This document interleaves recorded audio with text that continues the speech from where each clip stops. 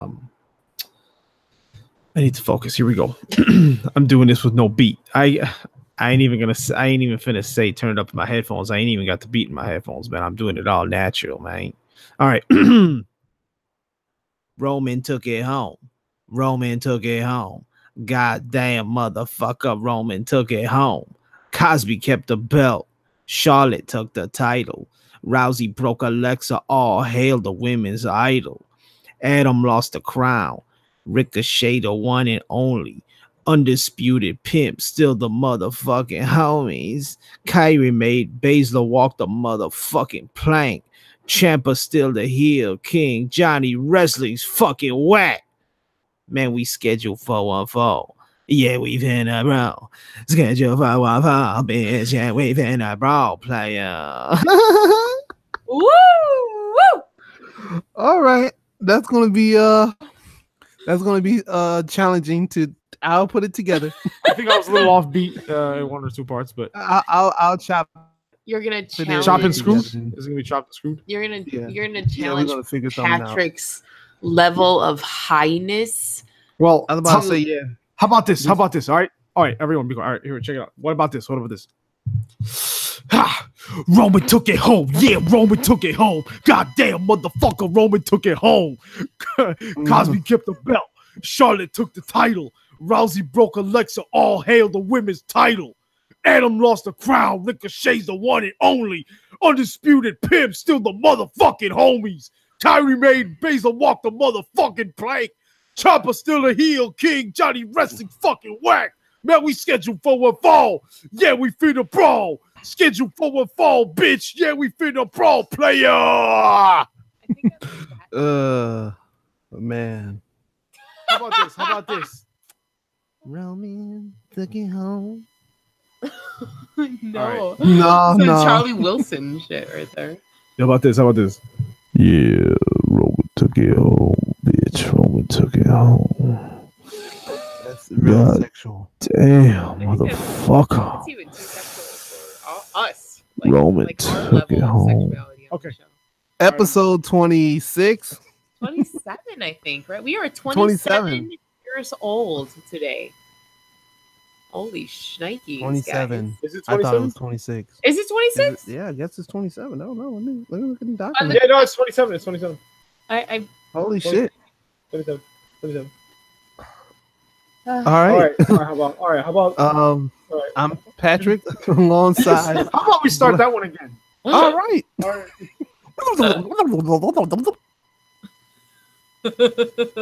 Episode 27. I am Patrick Pryor alongside La Flama Blanca and Black Market Ivan. Val is not here yet. Maybe she'll be here, maybe not. She said she will be, but she's white, so we don't know. Episode 27 has been a long week of like a lot of wrestling happened. No New Japan shit, but I mean, fucking, pay-per-view after pay-per-view, garbage ass Raw, decent SmackDown, whatever. How is everyone's week going so far? You know why it's going well right now? It's because I am probably a bottle deep into some Vino Tinto. And I'm just going to jump right into a wine fact, and then you all can talk about your week. But I just want to, get the ball rolling on how tonight's episode is going to go. So Patrick and Black Market Ivan and soon to be Val, whenever she decides to jump on in. Did you know that in the ancient world, wine was carried in what's known as wineskins? Wineskins were made of animal skin, especially pigs, particularly. The skin was cleaned thoroughly, tanned, and then turned inside out so that the hairy side remained inside while the wine sat there and brewed. Wine was then stored, and the animal hair stayed in contact with the wine until it was actually drunk. That's nasty. Yeah, that's very Yes. nasty. I'm glad I don't have any hair in my Oh, wine. me too. Every time you drink, you'd have hair. I literally saw this fact and I said out loud, I am disgusted by this fact. Just so you all know. Well- Yeah, that's Well, that was where I'm at, and that was my wine fact. But how are you both Whoa, doing? hold on. You got to take your wine fact and segue into what you're drinking. Oh, I did forget that part. I got too excited to talk Thinking about about- the pig's Thinking hair. about the hairy part. Yeah, and it the just was so sack. distracting that I forgot to talk about my choice of vino, which is called Dominant 7. And I picked this delicious blend. And they have a couple types of wine, but I went with the blend this week because, as you all know, if you're listening and it's episode 27, that I cover NXT. And NXT, between Takeover and the week episode airing, had 7 matches in total, 5 at Takeover and 2 from this past Wednesday. And I thought, just hey, 7 is a great number. It's episode 27. It just fits. It's all a serendipity, I guess. So I'm gonna. It's a pop. So I'm gonna try to do this on the microphone without Black Market Ivan yelling at me, knocking over anything. all right. Beautiful. Woo! Beautiful. Wow, Was that a That nice was a- pop? that was a nice pop. I am Okay. surprised. I'm gonna pour. Sounds like a sound 60 effect. ounce. Of, Yeah, Beer. 60 ounce. Because that's how Holy much shit. I've consumed so far this evening. But holy moly! anyways, now that I've destroyed the show already, what's going on with you both? What are you drinking? Go ahead. What are you drinking? Oh, what am I drinking? Oh, I am about to pour a shot of Patron. It is pineapple flavored. I'm on a pineapple kick lately, so I'm gonna do the Patron. And Oh, I'm only gonna do one shot though, one shot, because I'm already high as fuck, and I don't want this show to go to shit. So It's okay. So, I yeah. will make sure it will. So so no worries. well, cheers to that. And I may drink liquor momentarily, but right now, so I had a nice, eventful, successful week. So I got a gift, which is one of my favorite drinks of recent years. And this is a shout out to all the Boricuas that listen to the Ooh. show. This is a Puerto Rican as hell drink. It's called Pat. Being that you, like me, spent most of your life in Chicago, all of your life in Chicago, I'm sure you've seen this in Puerto Rican Yeah. stores. It's called Tropicola. It's sparkling cola champagne soda. It's like a cream soda with a little bit of Puerto Rico in there. And so, very white of you. but check this out. Oh, I'm gonna pour it on ice. Check it out. It's a nice crack. Listen. Can you hear the Puerto Rico? Can you hear the reggaeton?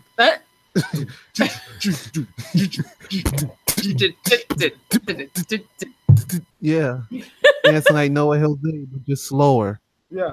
So, Yeah. so that's Tropicola. Maybe I was thinking of adding rum, but this is not like a dark cola. It's like a cream soda. So after this, I still have some nice Japanese whiskey. I may hit that after this, but for now, a little bit of this and this Dominant 7 wine looks good, so I may have that. But and then Val, I know, has been drinking all day. She was at some Jerry the King Lawler and Jim Ross event. And I'm sure she'll tell us all about it. So she'll be belligerent by the time she gets on the show. And yeah, like you mentioned, Pat, there is no New Japan to speak of unless there was a house show or something along those lines. But whoever's still alive after the G1 Climax tournament is probably taking a well-needed rest at this point. Yeah. So what we'll do, I mean, We're gonna mix it up a little bit, right? we're gonna mix it up because chronologically, the first thing that's happened in the last 7 days is NXT Takeover Brooklyn 4 on Saturday, August 18th, and Danielle La Flama Blanca, being our resident NXT specialist, is gonna run us through NXT Takeover Brooklyn. Danielle, hit us with the facts. Okay, so we started out the night with Undisputed Era fighting Mustache Mountain. Undisputed Era retained their titles in a pretty amazing match. I'm kind of biased because I just loved the NXT tag team roster, and they just make it very entertaining. Though, I will give you a meh moment. Once Undisputed Era defeated Mustache Mountain, the War Raiders decided to pop up in the ring and decimate. Is that the right word? Oh man, yeah, they fucking Decimate? disintegrated. Disintegrate? Decimated. Inseminate. They inseminated. Inseminated? Ugh.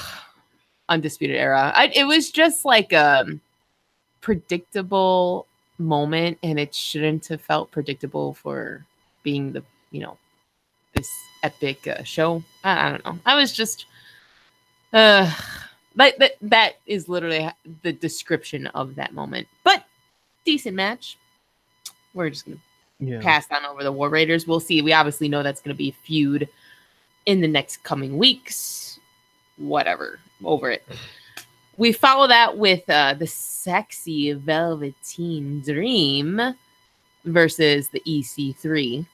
And Velveteen Dream won this match. My favorite part of the match was actually just Velveteen Dream's amazing tights. They said, "Call me up, Vince," all airbrushed on his ass, and I was very satisfied. The match was good. I enjoyed it a lot, but what happens now? It was just a filler match. Yeah, I didn't like it. Yeah, it could have just been on a taping. It didn't have to be at a takeover. It's something about EC3. It's not Velveteen Dream. It's something about EC3. I don't know what it is. Maybe it's because he works a more old school traditional style or something like that. I don't know. I just feel like anytime I watch EC3 wrestle since he's been back in NXT, it's like watching WCW Saturday night back when WCW had the rotating ring. Like, I just feel like I'm just gonna go to sleep anytime but maybe it'll change. But EC3 is like the definition of WWE. Like, I feel he's the OG prototype he's like a buff, kind of steroid looking guy. He gives crazy promos, and he's just very theatrical in everything he does, and that's kind of what WWE is about. So I see where you're coming from, Patrick. I find him entertaining, though. I like him. I enjoy watching him, but I get where you're coming from. Absolutely. Yeah. We followed this up by a pretty amazing match. This is my second favorite match of the night. And that was Ricochet and Adam Cole for the North American Championship belts, which Ricochet defeated, surprisingly. I did not see that coming. It was a kick-ass match. I think definitely out of the whole night, that this is one of the matches that should be watched if you watch anything from this night. That super kick spot. Holy shit. That's why I have in our notes a holy shit moment, which, again, so surprising. Adam Cole fucking super kicking Ricochet in the throat in midair. Yes. And oh my god. Went to pin, and he kicked out and kept the match going for probably another 5 minutes, I'd say, before Ricochet picked up the win on that. Awesome match. Definitely watch it. Check it out. And then we're going to follow by my actual favorite match of the evening, which was for the women's belts. Miss Shayna Baszler getting defeated by Kairi Sane. You know what I loved about this match? First of all, they didn't drag it out. It legit was counter after counter after counter. And Kairi, the way she won, getting out of the submission hold to did that roll up. I don't even know what they called it. Popped up. Yeah, and it was great. It was it was paced well, and you didn't really know how it was gonna go. Again, my favorite match of the night by far. And then we just closed out NXT. And I hate that my voice sounds kind of disappointed.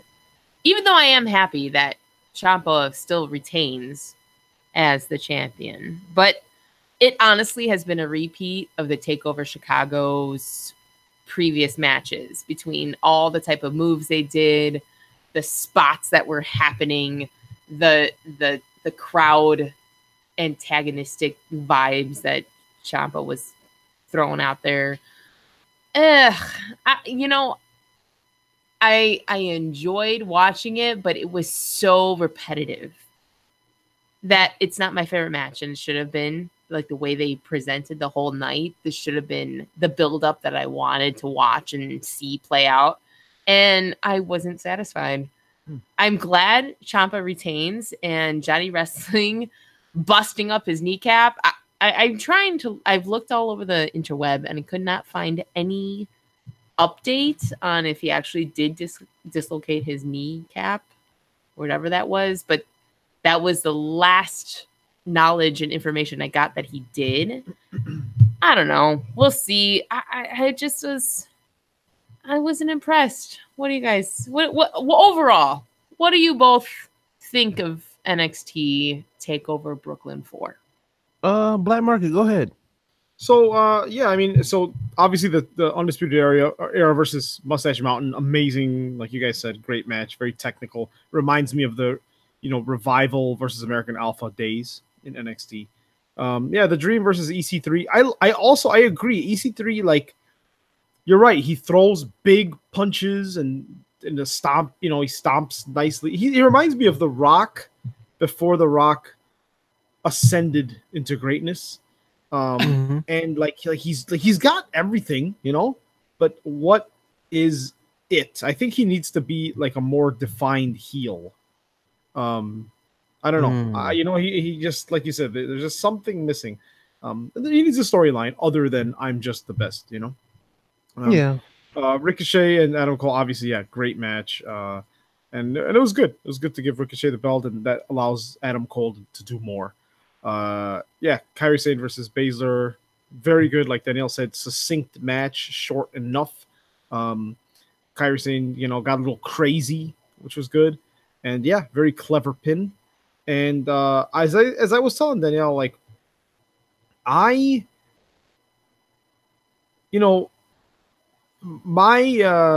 exposure to Johnny Gargano begins at the Cruiserweight Classic. Like, I did not know who he was before then,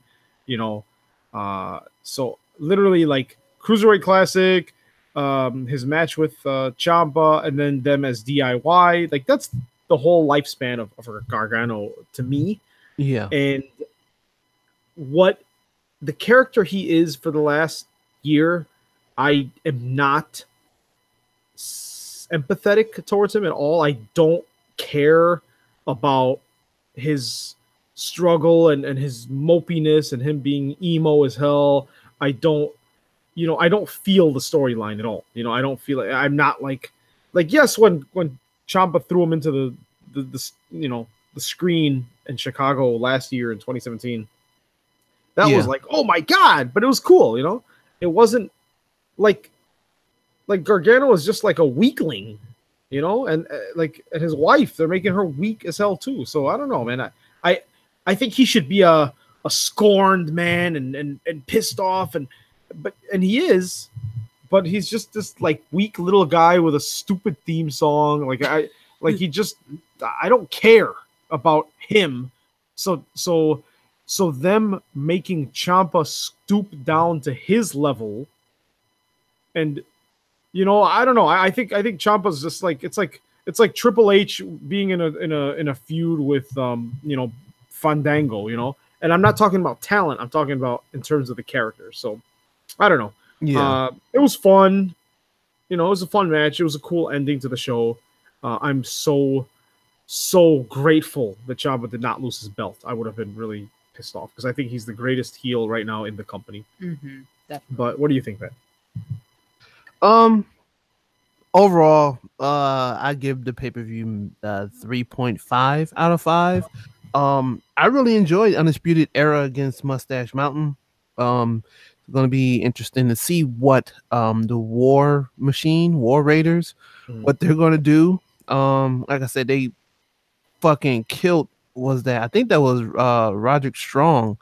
They killed that pop up throw in the air and holy body shit. slam Throwing move, like a pile of shit. They do got some great moves. I will give them that. Absolutely. I love War Machine. Yeah, by far. You're right on that, but I just it's the wrong moment to. Anyway, sorry. I'm interrupting. I didn't mean to interrupt. Go ahead. Oh, no, you're good. You're good. You're good.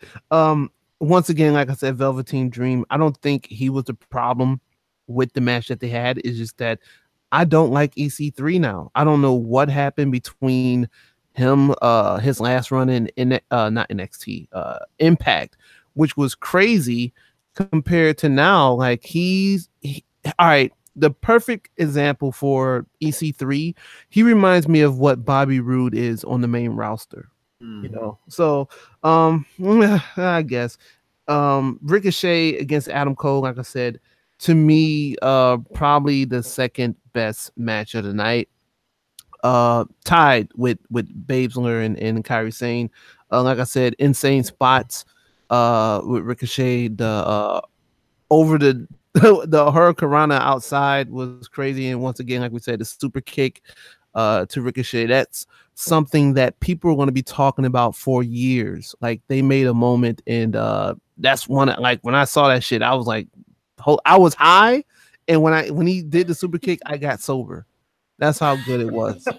I couldn't believe it. Kairi Sane, I also had a holy shit, like, I screamed out loud in our apartment moment. Yeah, I couldn't believe it. Yeah. Kairi Sane defeating Shayna Baszler, that was a surprise for me. I thought that Shayna Baszler would keep the title, but obviously Kairi Sane is they got some big plans for her. I don't know what they're going to do with Shayna Baszler. I think Shayna Baszler is ready for the main roster. I would hope, seeing with all the bullshit that happened on Monday, they call her up, because I will get into that later. Ciampa versus Gargano, once again, I didn't think they could have another good match. They've given us at least maybe 7 matches back to back, from spanning from DIY when they were tag teams. I remember their match against the Revival, and I think Authors of Pain. It was like a 3-way or some shit. That from that match all the way up to now, like, they've been putting on 5-star matches, putting great storytelling. I thought it was the match of the night. Obviously, the ending cliffhanger, he fucking falls down, and he's standing, and he keeps his title. I just hope these guys never get called up. Just keep them in NXT. Man, I don't know, man. Like, NXT Takeover was great. Like I said, only thing I would have did different, I would have kicked EC3 off the show. He would have been a referee. You mentioned just now about keeping them on the NXT roster. I had this thought process while making my Google Doc notes earlier today, that if and when the current NXT roster gets pulled up, that's kind of unfortunately the end of their career. And that's just going off of the current WWE roster. Once they leave NXT, there goes their story, there goes the character buildup, there goes everything, because the writers on the main roster are not giving NXT anything to work with. And it's so unfortunate that look at all the casualties. Yeah, like, and I think we all have this mutual love of what NXT is, besides it being, it's still mainstream, but it's indie in the mainstream, if that makes sense. And there's so much development that's happened within this show specifically that once they are gonna move, because just like anything, it's a grow and go kind of company, and they're gonna move on, and there goes that little blip of amazing wrestling and amazing storytelling. So I'm with you on that. Yeah. Like, it's gonna suck when they break that up and they throw them in the main roster and they just get lost in the shuffle. I don't look forward to that day. Yeah. No, it's just like literally, like, I mean, you can count on one hand successful NXT call-ups, you know? I mean, it's almost I don't as even if, oh my God. it's almost as if out of spite they squash them when they get up there. Yeah. Well, speaking of squashes, let's Yeah. talk about SummerSlam, which was the next day after, on Sunday, the 19th of August. You know, Summerfest. it's like going to the club, right, and hooking up with somebody that under the influence looks good, right, and that somebody is WWE, and you have a good night with them, and that's what you call Takeover Brooklyn. You have an amazing time. You're like, this is really, like, wow, like this person, this is wow, you know, this is And amazing. then you wake up and then you conscious, then and you're you like, oh, wake what the up, fuck did I wake up next you to? wake up, and that person, first of all, looks horrible in the morning. Second of all, you're full of regrets and shame. And then they're like, hey, I lost my keys. I don't know where I even parked my car, and I lost my phone, and I live about 20 miles away. So you're stuck with them for about 7 hours, which is the duration of SummerSlam 2018. So the beginning of the show was Andrade Cien Almas and Zelina Vega defeating Rusev and Lana. I get it. It's a cool little intergender tag team match. I don't know why Rusev is just... I mean, I don't know what he did to... what's that prick's name? The writer? Kevin Dunn. Kevin Dunn. I don't know what he said about Kevin Dunn's mother that got him here. But, Yeah. but they defeated them. Then Cedric Cosby Alexander defeated Drew Gulak to retain the Cruiserweight Championship. This was a shock. I was sure after all the controversy he was going to lose the belt. I did too. Right? Yeah. The match, you know what, Yeah. dude? Like, if you were trying to prove to someone to watch 205 Live and you show them this match, they would not watch 205 Live. They were trying to make this a Gargano Ciampa type, what do you call it, a grudge match. Then we had the B Team defeating the Revival. Right? I almost want to put a question mark there because it's like, really? To defeat, to retain the Raw Tag Team Championship. And forgive me, I am inviting Val to the call because somehow when I send people, like everyone here, Google Hangout invites, they seem to vanish into thin air a minute after I send them. Yeah, they do. I don't get it. I don't get it. Yeah, they do, man. I don't know. And you'll be like, where is the invite? It's kind of like on PS3 when someone would invite you and you're like, where the hell is the invite? I can't click it anymore. So, Val, hello. There we go. Hi. How drunk are you? Hello, how are you? I'm driving. I'm not drunk, you jack off. Vinnie Mac, keep it down, will you? Sorry.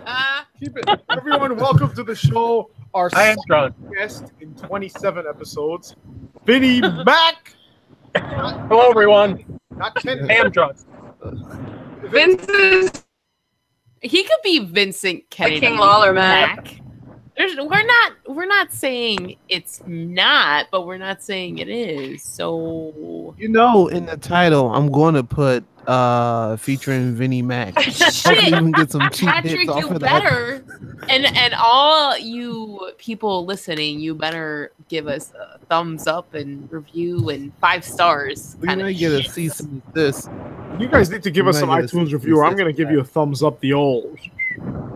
Uh-oh. Hey, Wait a minute, wait a minute. hold on. So listen, Hold on. You drunk? Whoa. before we continue on this kickoff show, Vinnie Mac, so we know who you are kind of through Val, but why don't you tell the listeners and everyone, tell us a little about yourself, and then, we'll leave you alone, I promise. Okay. I'm a huge wrestling fan. I work Wrigley Field, just like Bell does. Work bestie. Work besties. Like And- Best stadium in the world. A version of Charlotte and Becky. Yeah, I'm Charlotte. He's Becky. It's weird. Charlotte Becky. Yeah, the old Charlotte Becky.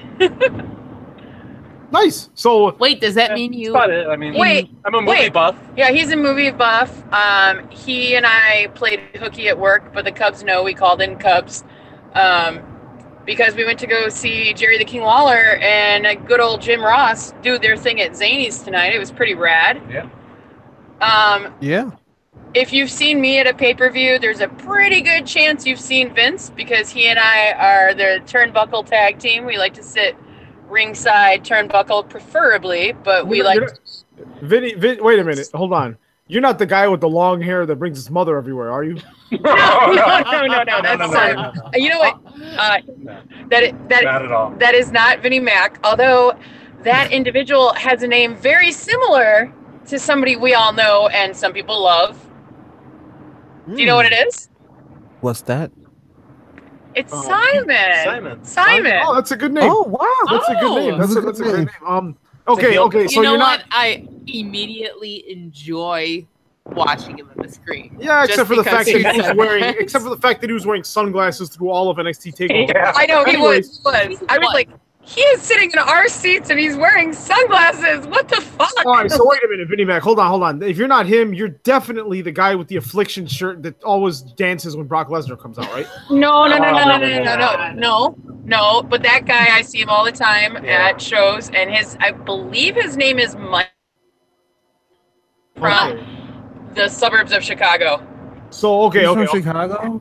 Then hold on. Then you're definitely the guy with the collar and elbow shirt, formerly known as the guy with the squared circle shirt. No. That's front row Carrie. I actually don't do anything. So. No, you do it. All right, then you're definitely the black guy with the glasses with the shocked face when Undertaker lost the streak. You're Wow. one of these guys. You got it. That's him. Okay, He's actually the Miz girl. He's the Miz girl. That's Oh god. Oh, Are you God. Izzy? Are you Izzy? Oh Just my tell us- god! I will just run away and take a shower and go to bed. Okay? Don't say these Jeez horrible Louise. things. Well, welcome to the show. So Cute. let me ask you guys this. So we're still on the kickoff. We're just recapping the kickoff matches. Did you Vinny watch and Val? We have a lot to ask you as well. But Vinny, did you watch SummerSlam? And give us your Entertainment Weekly one sentence review of SummerSlam. Very, very long show. Missed all the pre-show matches.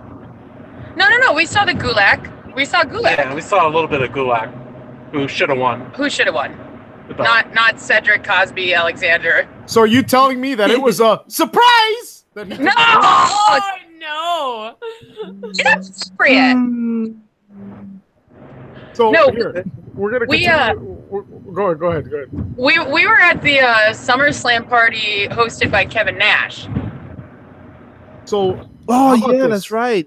tell us. I'll go into the matches in finer detail, but why don't you guys tell us how was that event first of all, and what was the vibe like?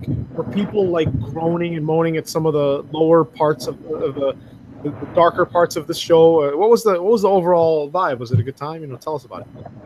Yeah, it was good. I made a guy Big pop puke. when Becky turned on Charlotte. Crowd went nuts. Uh, Braun Strowman Yeah. coming out. I was literally, that was my piss break match. I'm like, you know what? I feel like I'm going to go to the bathroom real quick. I'll be right back. And then I want to watch Braun Strowman put his hands on Kevin Owens. And then I literally was in the bathroom, came back. All I did was pee, wash my hands, dry them off, reapply my lip gloss, and come out, and boom, it was over.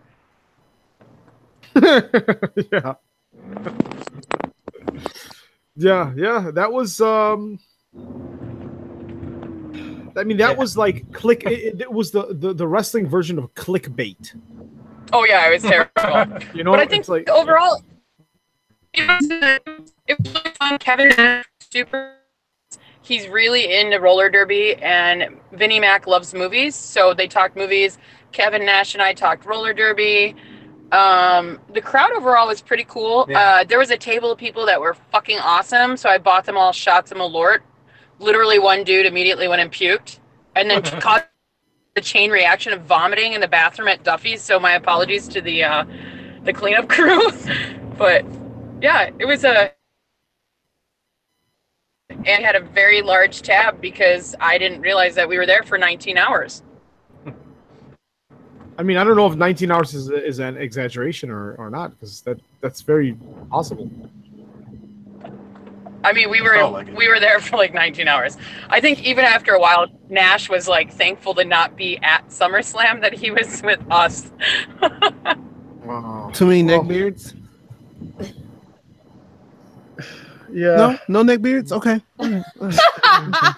So I'm asking. Yeah. I don't know. I don't know. Val, maybe Val's breaking up over there, because I'm sure she has a response to that. We're not hearing it. So this is what we're gonna say. So we had the B team defeating the Revival to retain the Raw Tag Team Championship. This was almost more devastating than 9/11. That's how shocking. Oh my god! wow. Oh my god! Then the show actually started. Seth Rollins came out. Dean Ambrose came out looking all pissed and crazy. You know, Dean Ambrose reminds me, for those of you who watch Game of Thrones, he reminds me of, and Patrick, before you say, white people, yes, I watch Game of Thrones too. Patrick, I love Game of Thrones. Oh, do you? No, I've been waiting. Do I get to say it? Yes, Oh, April 19th. I've never seen it. What? What? All right, Never I'm once. revoking your white card. That's fine. Take it. I don't want it. That's definitely white. Val, But we I love have to. fucking- I'm gonna slide into our DMs about this because Shit, girl. we have lots to discuss. Well, for those of you who watch Game of Thrones, you know that the Mountain, after he was presumed dead, came back, was brought back to life, reanimated through magic, black magic. That's how Dean Ambrose looks right now, in a good way. Like, he looks like a freaking, like his soul, like he no longer has a soul, he's just a body. Like he's like really dark and creepy, you know? I don't know. So anyways, that's my weird tangent. So Seth Rollins, with Dean Ambrose's help, defeated Dolph Ziggler to win the Intercontinental Championship. This championship belt may as well be a bit called the Hot Potato Championship belt at this point, bouncing back and forth between mid-card people and Seth Rollins. Then, the New Day defeated the Bulge Brothers by DQ. So at this moment in time, they did not win the SmackDown Tag Team Championship, but it was overall a fun match. Then the piss break that Val alluded to, Braun Strowman came out, Kevin Owens came out, the Money in the Bank briefcase was on the line. Braun Strowman beat the living piss out of Kevin Owens. That's why it's a piss break. And it was a squash match. Total squash match. No point of building this up for the last month. 0 point at all. And that was it. Everyone was like, what? Then, in a match where we knew Val was like popping bottles of Malort and pouring them all over everybody, Charlotte Flair defeated Carmella and Becky Lynch to win the SmackDown Women's Championship in a match that should have been Becky Lynch defeating Carmella for the championship. However, Get out of my car. Yes, yes. However, we will address this on the subsequent programming coming up. Yeah. Samoa Joe defeated AJ Styles via DQ. It was fun. It was good, I guess. I loved it. You loved it. I hate when matches end in DQ, but Samoa Joe talking trash to AJ Styles' wife in the creepiest manner was good. It was visceral. It was real. And daughter terrified of her own father because he was bleeding. He actually said shit to the refs like, "Is it a lot? Is it too much?" I think is what he said. But then again, I had a lot of Malorts at that point. But like AJ Styles going bananas on Samoa Joe was something that I wanted for so long on the WWE main roster, and it delivered. I thought. That was like the match for me, even though, you know, of course, clearly Charlotte winning was my favorite moment. But that was the match for me, especially like just seeing his little daughter recoil. I felt so bad for her because that was a legit reaction. That was like shoot all the way. She's a little fucking girl. You know what I mean? Yeah. But you know what? Becky Lynch's heel turn was nice. Fuck kids. Wait, say that closer. What? I'm sorry. What? But yeah, Becky Lynch's heel turn. I was so pissed, not because Charlotte won. Of course, that's good, but the fact that Becky Lynch did not win, and I think that it was executed perfectly because she, the audience felt her frustration and loved when she, she beat the hell out of Charlotte, and the fans were chanting, "You deserve it." I mean, well, and that was the thing is, like, that hurt my heart hearing "You deserve it," because it was right when they showed Charlotte down on the ground, like betrayed and gutted. She had the most perfect wrestler Barbie outfit on. Her robe was the sickest thing I've ever seen. Oh my God, was she amazing. The whole match, I just loved it. I thought it was great. Fuck Carmella. They beat her down like they oughta. And then Charlotte's like dejected and torn and destroyed. And the crowd's chanting to Becky, who did, I mean, she obviously didn't deserve it because she didn't win it, but she deserved a shot at the title by herself without Charlotte being in the mix, in my opinion, even though, I love the Queen for days. But watching Charlotte just crying on the ground as a crowd saying, "You deserve it," which of course that was steered to Becky, but just could you imagine hearing thousands of people saying, "You deserve to get your ass beat by your best friend"? I would lose my mind. I don't know how she held it together enough to even function the next day, but that's just me. Yeah, that's wild. Yeah, but that's, what though? That's classic 1980s, pro wrestling heel status. Like that's I mean, they better really lean into it because people like they love Charlotte, they respect her, but they're pissed as hell at her right now, and they just have to lean into it and I think Charlotte's owning it because, like, the very next day she posted on her Instagram account a picture of her in like a basketball dress. I don't know if you guys saw it. It looked like kind of like a jersey, like a jersey, but a dress version of that, and it said Queen 01. Like, that she knows that she's a one-woman army and that's it. Like, wow. She has nothing. And I just thought, I don't know if she did it intentionally. I'm sure that her stylist probably said, "Hey, put this on," and she was like, "That's perfect for how I feel right now." But it was just awesome. Like, she put up all these amazing, gorgeous, intense black and white photos of her just looking sad and alone and dejected. And I sent it to our internal group, but the bit that she did, the brief interview that she did backstage was just like perfect. And this is the one time I think that WWE in a long time has gotten the storytelling right. It was a long time coming, but it's paid off well. I hope that they don't ruin it. I hope that this ends up culminating, say, at Survivor Series, or maybe, I doubt it, but holy fuck, if this would culminate at Evolution, I will sploosh all over the overpriced seats at Vince. Neck beard alert. My neck beard, I'm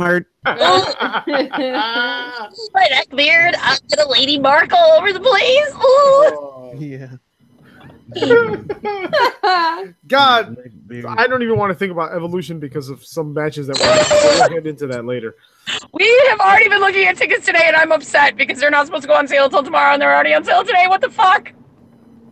Oh man. Yeah, but they're in New Jersey. You wanna go to New Jersey? That's in Long Island. I'm going to Long Island. I don't give no fuck. Wait. Oh, it's Long Island, New York, or I thought it was in New Jersey. No, oh, that's WrestleMania. That's the other place I'll be later on. Oh, I was mixing it all up. Okay, it's okay. You're pretty. I love you. Oh man, neck beard alert. Lady Mark's on the prowl. The Miz. Yeah. The Miz, formerly Mike Mizanin of the Real World, defeated Daniel Bryan in a match that WWE would like to tell you was a feud 8 years in the making, but I think of it as a hollow shell of a feud that could have been, and a match that culminated in me pee-peeing several times and grabbing a sandwich and grabbing something to drink, and I think I even took a walk outside because this match I just couldn't care less, but I should, but I didn't. Anyone else care? No, I actually took a shower. Yeah, Daniel actually did go. So I'm gonna because it made you feel so dirty. Why did you choose to shower during that match? I don't know. Okay, so I watched the promo, of course, prior to the match starting. The video packages, like the series. Yeah, that was really good. And I was like, okay, let me see. And then as it kept playing, I just started tuning out everything I was watching and listening to, and I was like, you know what? I mentally think I'm invested and interested in this upcoming match, but my priority is like actually showering and then watching the match. So Hey, Al. Hi, Sue. Hi, guys. Hi, Carol. Hi, Al. Sorry, we just saw a lot of hi, Carol and Hal. Welcome to the Schedule for One Fall broadcast. You're welcome. Your feedback is always welcomed. Please join the podcast. We're at the intersection of hopes and dreams, aka Clark and Addison. our home streets, Patrick Fryer. Right? I know. What the hell? But anyways, that kind of makes me in there all the time. That perfectly explains why I took a shower. I was just as interested as Carol and Hal were passing by your car, Val. They were just like, "Oh, hi, bye." That's or how it felt. Cindy and Al and Sue, but that's cool. That's cool. Oh. Good call. Oh, okay. Well, see, I felt a little differently. I enjoyed it. Again, Malort has a lot to do with my decisions, and I enjoyed the match. I mean, I really, maybe because I have the same exact jacket that Maurice was wearing, and now I might have to be here for Halloween. I don't know yet. I still have brass knuckles somewhere. that would be super sexy. You should do it. Girl, you want to be the Miz to my Maurice? Let's make it happen. Yes. Men can be our baby, and Pat yes. free. I love it. But that means you get punched. I'm sorry. But so the one thing I loved about it was that all Daniel Bryan talked about was he regained his composure because he's a father and he's a family man and he wants to be somebody that people can look up to. But all he wanted to do is punch the Miz in the face. And he said that on multiple interviews, multiple occasions. I just want to punch the Miz in the face.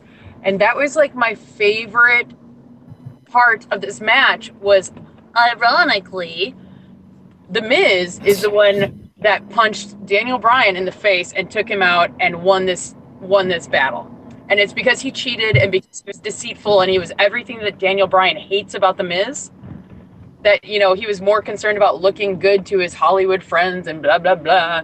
And that's how the match was won. Was that the one punch in the face was not to the face of the Miz, but to the face of Daniel Bryan. And it was in a dirty, filthy, awesome brass knuckles kind of way. Yeah. Patrick's high as fuck. Pat, did you care about this match? Yes, I am. No, I didn't give a shit about this match, Playboy. I love you so much. I don't give a fuck. Man, it was just it was just two white boys that can't even fight. Just trying to whoop each other's ass, man. I don't know. Wait, okay, so let's talk about predictions. What do you think Maurice put in his hands? A necklace or a brass knuckles, girl? It was? Yeah. Necklace. Like a pearl necklace? No, like a drink that was on the menu tonight that Man Cow wanted to order for his friend. True story. Okay, sidebar. I can't believe how bad Man Cow looks now. Just saying. Although he did ask, well, you know. He asked a surprisingly insightful, interesting question that unfolded in a really great story that Jerry the King Lawler told about Jim Carrey on the set of Man in the Moon. I was shocked. I thought he was going to make some stupid dick joke. And instead he asked about the film of that movie, and it was really good. So I can't believe I'm saying this, but props to him. I want to take those words back right now. I'm going to step away from the mic just for a second. I have to take a poo. I'll be back in like 2 minutes. Bring the phone in, dude. Just we need new sound bites. So just okay, you can mute it while you're dropping them, but I want to hear the toilet flush at some point. Can you hear my turn signal? Can we talk about something else? I'm dropping Vinny Mac off, so you better get your questions in now. So he's like out of here because Patrick's taking a shit. So Finn Balor had been the subject of Constable Baron Corbin's "You're short." Say bye, everybody. Bye, everybody. Vince, bye. Vince, who said you could leave? All right, that's it. He's gone. All right, hang up on Val. Vince left. Oh, fuck you. So I'll reinvite you. Okay. So Finn Balor had been the subject of Constable Baron Corbin calling him short and stupid and weak and making him little puppy houses and just all this type of stuff. Puppy house. Yeah, he made him a little dog house. Maybe Danielle's being very friendly and nice and folding my laundry for me, but now you're like what you're doing with the shirts is definitely going to make too much noise. So you should probably cease doing that. Wait, Val, can you hear me folding right now? No, you're I have my car that needs new everything, and I can't hear shit. So thank you, Danielle, but maybe not now. You don't want me to fold the No. clothes that are sitting in front of me? What's it called when you take the shirt and you go? When you're like you. I don't think it's. Are we talking about it like a lumberjack match? No, we're actually talking about real laundry. My laundry, like my laundry. She's folding my laundry right now, and it's making her headphones make noise. Anyways, Danielle, stop. I can't hear any of that, but I'm driving around the city of Chicago, so who knows? I mean, I have you on speakerphone because I am a safe driver. So the demon Finn Balor comes out, and Constable Baron Corbin's like, "Who's that? I didn't agree to this. I didn't agree to this." Finn Balor comes out, beats the living piss out of Constable Baron Corbin, just like Braun Strowman beat the living piss out of the other guy. And guess what? He won. And that was another squash match with no point whatsoever. And point to the match is to showcase that Finn Balor actually doesn't sweat. He cools himself down by panting like a dog because his tongue was out the entire time. Yeah, that was the first time. I don't remember tongue. in NXT him doing that. Why is that? They must have hell was He's he never doing it done this that. time? He's never done that, and he's had the Spawn Demon King body paint with the tongue out on the body paint, but he's never actually done that where he was panting like a dog. And I was like, oh, Kathy Kelly, if people didn't already hate you enough, now they see how much he likes to wag his tongue. That's even worse. Like, I mean, it was just so surreal. Like, every 5 minutes he had his tongue out. And I don't know if it's an Irish thing because it happens again later with Becky on SmackDown, but we'll talk about that later. Oh, I didn't see that. I mean, he can have his tongue out the whole time. Shinsuke as long as he's in that Nakamura. face paint, I'm okay with it. Shinsuke Nakamura. Shinsuke Nakamura. Go ahead. Let's keep talking about cunnilingus. Okay, I'm into it. Shinsuke Nakamura. I really hope Pat's listening to this and laughing so hard that the little poops are coming out. Shinsuke Nakamura defeated Jeff Hardy to retain the United States Championship. Decent match. You know what? I loved when Shinsuke tried to do the low blow and Jeff Hardy jumped back and he was caught red-handed by the ref just trying to low blow him. It was just such a great, funny match. And then Shinsuke mocking Jeff Hardy. Like, it was fun. It was a really good Shinsuke match. And if Jeff Hardy takes some time off, sometime soon, then it'll be a nice, last pay-per-view match he had for a while. Then stuff got crazy, but predictable. Ronda Rousey came out. Alexa Bliss put up a fight, but in the end, she succumbed to the armbar, tapped out. Ronda Rousey won the Raw Women's Championship. Ladies, thoughts? I mean, it's not like we didn't know that this was coming. You know what I mean? Yeah, they've been building it so much. But as someone who was on the fence about Ronda Rousey, I back her up all the way. I love her moves. I believe her moves. They look like they fucking hurt. And Alexa Bliss being double jointed and be able to contort her bone structure to look more painful than the actual move is.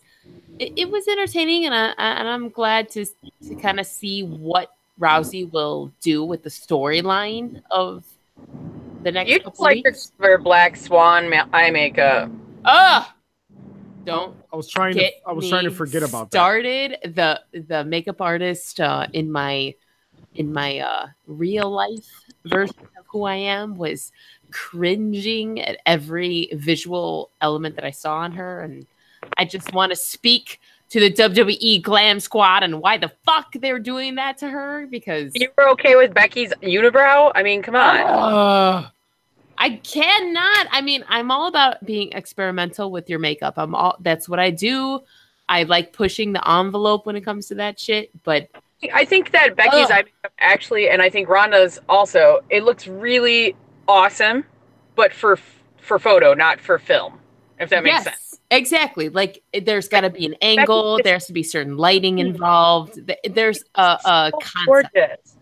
She's so gorgeous, but yeah, it's hard to pull that off. And I mean, it ends up getting smeared no matter how much stay proof bullshit you put on. Like, as an athlete that plays in makeup quite often, like it's hard to keep that stuff looking on point your entire match or your entire game or your entire wrestling match, I guess. And yeah, that was. But you're right. Like her moveset flowed really well. Alexa was good at selling the devastation. I like when she said, "Are you guys ready for this?" And then she flipped onto her back and almost ripped out Alexa's arm, even though she is double jointed. It looked like it was quadruple jointed by the end of the match. I mean, I enjoyed it. But again, Malort. So yeah, my SummerSlam was brought to you by the Malort. Speaking of Becky Lynch's makeup, I don't know if this is intentional, but if you guys look up when you're on your personal computers, the video game Horizon Zero Dawn, the main character is called Aloy, and it's kind of like post-apocalyptic tribal thing, and Becky Lynch's makeup is like 99.9% that character. I'll post a picture of the group. So I think, and she has like a line across her head, which looks like a unibrow. So that might be the inspiration to that. But now Becky Lynch did another makeup inspired gamer look before. Was it for WrestleMania? Or and I think it was for the same look too. And the same character? I'll post I think so. I'll post the pictures online. But but yeah, so that's but yeah, the Black Swan makeup, I don't get it. Then this was really interesting because the last two pay-per-views, people have started chanting "Beat the Traffic" and leaving when Roman Reigns and Brock Lesnar are headlining a show. So this time, or just when Roman Reigns is headlining a show, this time they made the genius move of having Braun Strowman come out after Reigns and Lesnar came out for their match. Braun came out and said, "Whoever wins, I'm gonna cash in my Money in the Bank briefcase and fight you." So that means everyone's like, "Well, we can't leave now." Well, guess what? Braun Strowman gets beaten up. Roman Reigns wins. Everyone gets tricked into staying to watch Roman Reigns' hand held high in victory. It was genius. And guess what? At the end of the night, I was like, you know what? I'm happy with how this happened. Yeah. Pat as the leader of the puppy pound. Roman Reigns. He's in the poopy pound right now. Oh my God. I was, and before I talk about my love for Roman Reigns again, I was, I took a poo, and I didn't have any tissue. I had to go all the way upstairs and do the duck walk. Oh my God. Oh, brother, I'm so sorry. I have Crohn's. I've been there. Yeah. So yeah, I had to do the duck walk, and I hope I got everything. But anyway, if all of a sudden you start itching, we'll know why. Yeah, I'll let you know if I start itching. But Roman Reigns, heavyweight champion. I mean, not heavyweight, universal champion. Oh man, finally a full-time champion. Finally, he's like the champion of the universe. I know it's like WWE Universe. I get it. I watched the title be created and hated the name of it the second it was created. But like, can he be like, take on Thanos now? I'm gonna snap and like people are gonna disappear. Is that what's happening? I think Thanos is interdimensional. So now that's the title. Is it Josh Brolin? Like that kind of Thanos? Like is mix of Cable and Thanos, or just Thanos? Neckbeard alert. Sorry. Neckbeard alert. Every time I hear Thanos, I think of Josh Brolin's sexy ass as playing Cable, and my mind wanders. Okay, Josh as Brolin a purple raisin. Why? You want to see Josh Brolin lay some cable? Hey, yo, wait. Hey, that's another podcast. Give me a front row seat for that. That was lay some cable. I'm gonna have to use that. Yeah, geez, but yeah, Roman Reigns being the Universal Champion brought a tear to my eye. Because now all you Roman Reigns haters, you got to put up with this shit for at least until WrestleMania. Ooh, ah! So, yeah. So you're going to see Superman punches, spears, and all types of crazy shit. And you know what? You're going to love it. You're going to love it. You're going to love it. Can we just take off the vest? Can we talk about the sign the kid made with like the hands stroking up and down? Have we talked about that yet? No? Yes. Oh, yes. That was a pretty amazing sign. His dad was probably like, why are you making a jerking off sign, son? Get on TV. Yeah. Oh no. But yeah, very happy that Roman Reigns is the Universal Champion. That means Brock Lesnar might be gone for good or for a while. I don't know. We don't know yet. I'm gonna make a prediction real quick. I'm gonna make a prediction real quick. Okay. if Brock Lesnar defeats Daniel Cormier to win the UFC title, if that happens, right? They 100% will have him come back to WWE and win the belt back so that they can advertise him as a two-sport champion, and then 200% Braun Strowman will cash in at that point just to take it back home. I just want to put that out there in the universe because that's going to happen if he wins in UFC. I mean, didn't Paul Heyman say he's going to be the first two-sport champion? Even, you know what I mean? And they keep talking about how Ronda's the first woman to ever win a title in UFC and WWE. I mean, they obviously want to play that angle. So don't you think that there's a chance that could happen? Yeah. That's what I'm saying. Is like, I think if he doesn't win at UFC, they're not gonna really put the belt back on him right away, or ever. But if he does, they're gonna be like, all right, he's got to come back and take his belt back just for marketing reasons alone. Right. But okay, Pat, thank you for letting me throw that prediction out there. What happened? Yeah, sure. Near what? I'm gonna speed 18 hours later. Yeah, I'm gonna speed through it. Because really, no one gives a shit about it. So worth it. It was a mediocre Raw. Let me pull up the doc. I just had it. Holy moly, guacamole! Because he took a hot shit. That's what happened. Yeah. So you're saying he watched Raw? Yes. Unfortunately, I did. I'm just gonna go off the top of the head until I pull up this document. I believe it started with Seth Rollins against Ziggler, like a rematch. No, it was Dean Ambrose. Dean Ambrose against you know what? Let me just wait and get the doc. I'm gonna get it right now. Here we go. Didn't Dean get his first win since he tore his bicep? That is true. Yeah, so oh man, these notes are all over the place. Jeez. Wait a minute. So is Dean Ambrose on Raw or? Yes. Oh, I guess we are talking about Raw. So, holy shit! I thought SmackDown was. Yeah. So Dean Ambrose. So Dean Ambrose beat Ziggler. You know, had a different move set. He was more serious. Wasn't any more of that goofy. I'm so glad he got rid of that fucking rebound clothesline shit that he used to do all the time. Oh, don't he looked do like that he was anymore. stumbling and drunk. Yeah. Like so, he got rid of that. That happened.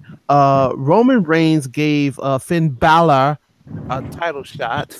Because it is Roman's yard, and Finn Balor still crying and pissing and moaning about him never getting his rematch from when he fucking got injured 2 years ago or whatever. Then we had Bobby Lashley defeating Baron Corbin, which I thought was hilarious. I don't know what they're doing with Baron Corbin, but we'll see very shortly with the shit that happened tonight on this shitty show. The Riot Squad defeated Sasha Banks, Bayley, and Amber Moon And there's a couple things guaranteed in this life: taxes, death, and Sasha and Bailey will fight the Riot Squad. Like that 2015 or 2025 Evolution 10, that's going to be a match. So that was There's a an piss break answer. match to That's me. all I care. Sorry. Yeah. Triple H came out, got a great pop, and he was talking a whole bunch of shit about how the old era was everything, and him fighting Taker at WrestleMania whatever, with Shawn Michaels was the special guest referee. That was the end of an era, and we're gonna do it one more time, and it's never gonna happen again. Wait, so are you mocking Triple H? No, I'm not. I'm not mocking Papa H. Okay. No. I just had to confirm that. Okay. Yeah, I was just talking like a white guy. That's all. White guy with a beard, bald.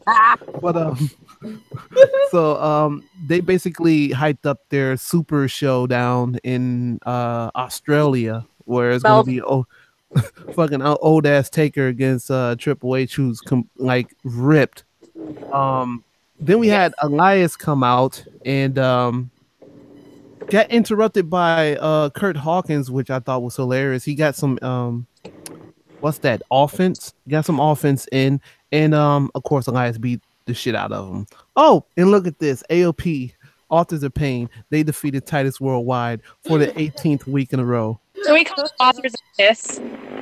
Yeah, Authors of Piss. Wait, but okay. Authors of Pain are just doing what they're told. Titus Worldwide knows better, okay? No, pretty much because nobody's telling them what to do because they fired Paul Ellering, which was the only good thing about them. Oh, that is true. You're right. You're right. That is true. Maybe that will be like a future storyline. You think? Like, well, you suck now on the main roster because you fired your only good component of your gimmick. Yeah, I suppose. Oh, well, another ruined act from NXT. This is what I don't get. Okay, this next segment with Ronda Rousey, all the women on the Raw brand, and Stephanie McMahon. They give Ronda the title, and it seems like now she's going into a feud with Stephanie McMahon, which makes no sense because we're not going to see a Stephanie McMahon match on a fucking Hell in a Cell or anything. They're going to wait to WrestleMania for that. So that better not be happening. Oh God! And it doesn't make any sense. What about Evolution? You would think, yeah. Oh man, that would be dope. That would be nice. Yeah, that would be dope. What I don't understand is when Ronda Rousey put this arm bar on Stephanie McMahon, none of the women went in the ring to help Stephanie McMahon. So is there going to be some consequences and repercussions for that? We don't know. We had to tune in to find out. I thought it was whatever segment. Scott Dawson defeated Bo Dallas, which I get it. They're undefeated as a tag team, so they had to lose somehow. So yeah, both the Revival beat both of the B team. Piss and shit and vomit break match. To be honest, Stephanie McMahon names Baron Corbin the acting GM of Monday Night Raw and sends Kurt Angle on a paid vacation. So we won't be seeing him for some time, which is okay because Kurt Angle's not wrestling. And I really don't want to see Kurt Angle on TV looking crazy at his cell phone in every segment. Like he just looks bewildered every time, And then Roman Reigns, which I'm a puppy pound guy. Great match between him and Finn Balor. This was like a pay-per-view match. Thank you, Danielle. I love you, Danielle. Yeah, I'm a puppy pound guy. Why? It's crazy. Please make that a soundbite. I'm a puppy pound guy. Yeah, just want to let it be known. Just want to let it be known. I'm a puppy pound guy. And part of the show. Yeah, like I said, this was a pay-per-view worthy match. It was crazy. For a minute I thought Finn probably could have pulled it off. Roman wins after like 7 Superman punches. Here comes out Braun Strowman to cash in because he did warn both of them. He said, "Hey, I don't give a damn who wins tonight. I'm cashing in tonight." And out of nowhere, the fucking Shield returned, which I think is fucking stupid. I get that they were trying to. I think it's stupid, and here's why. Want to know why? Bounce out of the puppy pound. Here's why. Okay. I know they were trying to pull the trigger on the Shield right before Dean Ambrose got hurt. You know, I don't think Roman Reigns need help. Like, obviously, he's gonna go over. Seth Rollins is killing it on the with the Intercontinental title right now. He's really like the workhorse of the company. Dean Ambrose is back. You know, I thought, you know, they would have did, you know, something with him, you know, probably going after the title. You put these guys together, and just to me, it just doesn't make any sense. It seemed like it was just thrown together, and now you got these 3 guys causing hell to Braun Strowman at what it looks like, you know. So it looks like for the foreseeable future, we're gonna have 3-on-1s, and you got 2 guys that have belts. So what belt is Dean gonna get? Is he gonna go to 205? No, he can't go to 205 live and get a belt. You know. Can I remind you that we were supposed to see the Shield reunion at TLC, which is the last time we saw Emma, and she took on Asuka. Oh, and I know that because I bought that T-shirt specifically because I was like, oh, Asuka and Emma, I love them both. And at the time, we had no idea that that was going to be Emma's last pay-per-view because we thought she was on the rise. And a recently departed from the show, not from life, thankfully, Kurt Angle was a member of the Shield that night. Oh yeah, I forgot. Yeah, that horrible shit. Yeah, I guess. I don't know. Minneapolis, I was at TLC by myself because I'm such a neckbeard lady, Mark. I would never call you a neckbeard. Yes, no, but, you know, we would never say that, Val. No. You are too beautiful for that. I'm a lady, Mark, and I am goddamn proud because I also know a good bargain, and they had to sell the T-shirt for the show at a discount because the Shield was actually not there. So I have a shirt that I got youth large, by the way, so it looks fabulous on my lady Marks. And oh, you lady Marks. Yes, it's sexy. Neckbeard alert. Neckbeard alert. But yeah, I was like, oh my God, I'm not going to not buy this shirt. First off, it's the cheapest shirt here, so thank you for saving me money, www.shop.com. But it's a shirt that should never have existed because that whole night should have never existed. Anyway, go back to yeah. So fucking Shield's back. They got goofy ass shirts that went on sale like 2 minutes after Raw went off. Really couldn't get into this Raw. I really hope SmackDown was better. I didn't get a chance to watch it, so Val, give me all the good shit about SmackDown if you can. If you yeah, I can, because actually it's funny because I was talking to Vince and I was like, shoot, to Vinnie Mac, of course. And I was like, shoot, I usually review Raw and SmackDown because they hate me. So we just don't subject ourselves to that terrible programming. Holy shit, you guys. I was just looking at www.shop.com. Not only can you get 25% off of orders, get Shop with Flair. It's a beautiful picture of Charlotte, but the very next frame is a Hell in the Cell replica ring model. Holy living fuck. I might have to buy that. Yeah, and those Shield shirts are stupid as fuck. You're right, Patrick. Yeah, they're very stupid. But Vince was like, oh, really? Because they were both pretty decent, mainly because of the Shield reunion. But SmackDown itself was, I thought, pretty solid, personally. Let me tell you about it. I have my little notes, gotta pull them up. I am parked, no worries. I'm not done driving. But we are still at the Barclays Center in New York City on Tuesday night. And New York City. Poopy pound break. Yes. Is that the new that should be the new coin term for the show? Poopy pound break. The authors of poop. But The show opened with the Miz and Mrs.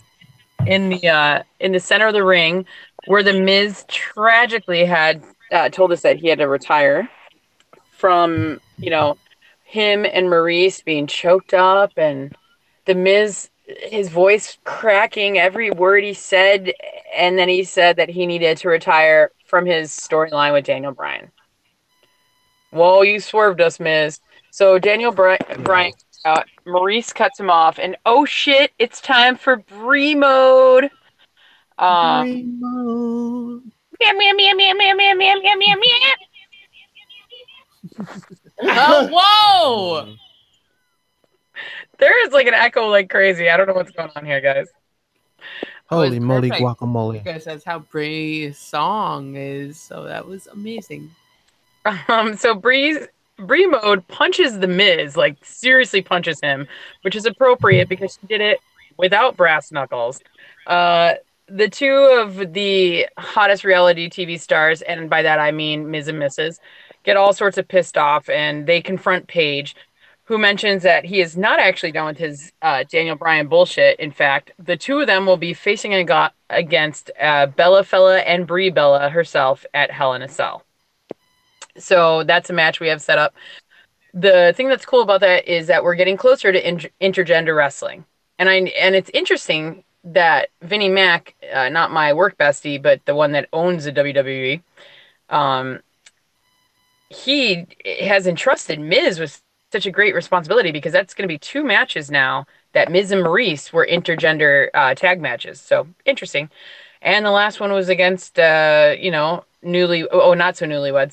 Sorry. Broken-hearted Nikki Bella and John Cena at WrestleMania. But Jeff Hardy is hearing all the voices in his head courtesy of Clandy Orton.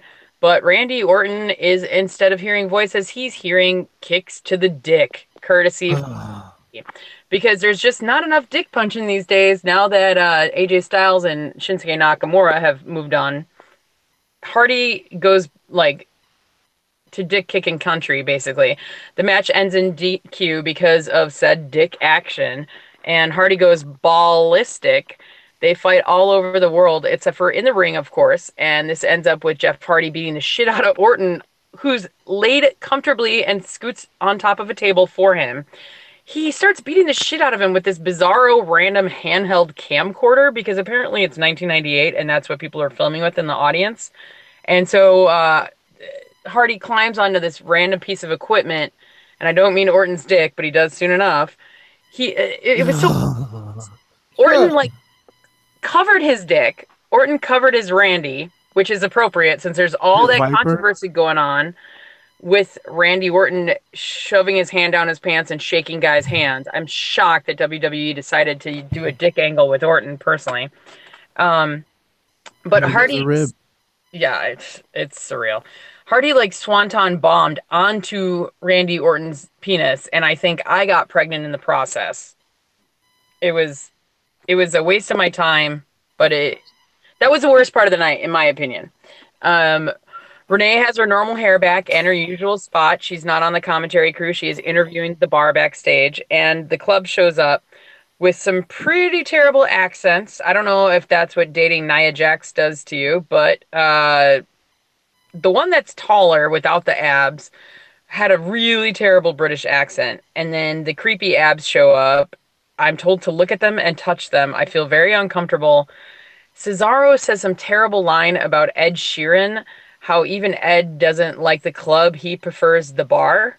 Oh my God, that's so stupid. That's like the song. Yes, it's I'm in love with your body. Ola, ola, ola, and boo. No. Val, please do not sing this terrible nonsense.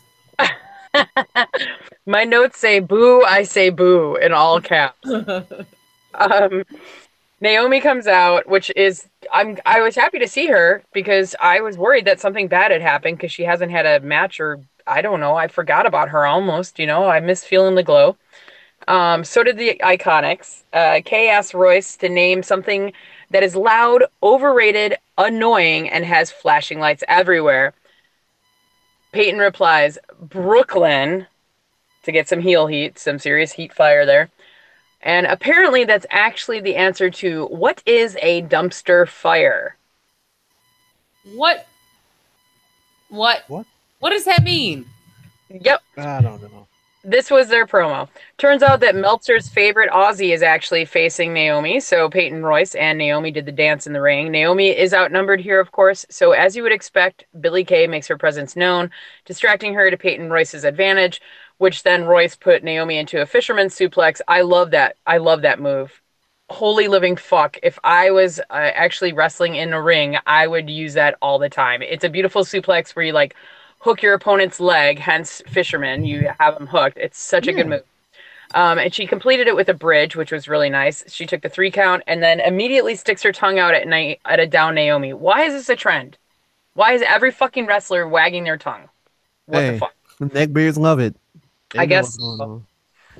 Maybe it was a little shout out to Dave Meltzer for saying that he preferred her when she was not as big. Yeah. Fuck Don't that guy. get me started. He was referring fuck to that guy. supposedly, but regardless. Anyway, so then we cut back to backstage.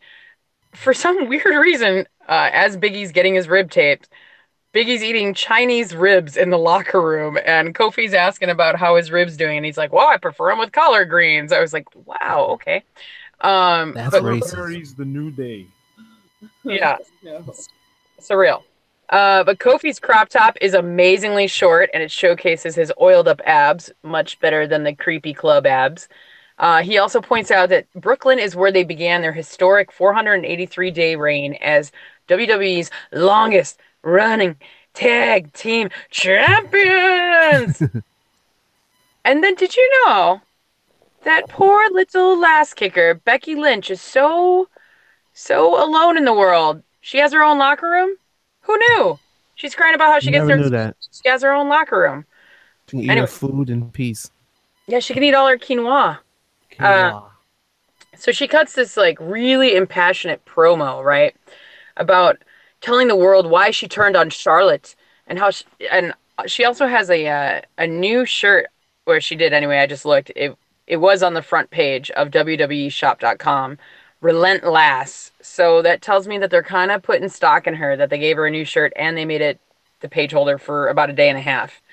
The crowd starts to chant her name, and she talks of silencing the critics who says Lynch is just Charlotte's friend. And she does cut this great, angry, and bitter promo, but the crowd just loves her too much to boo her, so the heel heat isn't working here. And she licked her lips so often. I'm actually going to go back and watch it so many times. That's a neckbeard thing to do. No, but it's like a nervous tick. Like it's how she found her confidence, because every time she started saying something, she would lick her lips again and then like get real powerful. And I was just like, if Danielle and I were drinking, every time she licked her lips, La Fama Blanca would have been shithouse before even the second half of the first SmackDown Live. Like, okay. I've been wanting to play a drinking game for many moons now. This needs to fucking happen, okay, team? Let's do it next week. Let's do it next week. Oh, all in 9 days away. Yeah. Team Lady Mark has to count how many times Becky Lynch licks her lips and chug a beer, drink a shot of Malort or something like that. But we have to not be driving, of course, because we are safe. We are very safe drunks. But anyway, so I'm just saying, Danielle, you and I got a date. We got Becky Lynch's lip licking ladies is what we are going to be known as. The lip licking ladies that I kind of love. Lynch's lip I love this name and all the inspiring thoughts that come with it. Okay, Lynch's lip licking ladies. Yes, I love it. I fucking love it. But hashtag trademark. It's ours forever. Yeah, for sure. Just yeah. Edit like beard alert, like sound effects. Yes, it's gonna go all through this whole section. Okay, but then it gets better. Okay, it gets a little less creepy. I mean, in our kind of good creepy Flama Blanca. But so Charlotte comes out looking all super casual, not even business cash, but like, I'm here to hang out in Brooklyn cash. Like, she has like a varsity jacket on, looking like a babe, wearing her belt around her waist. She takes it off and she starts saying, "Is this what it's about? Is this what it was for?" And like, basically screaming without a mic at Becky. Becky's doing the same, jabberjawing back at her. Charlotte has the belt high in the air and throws it at the ground.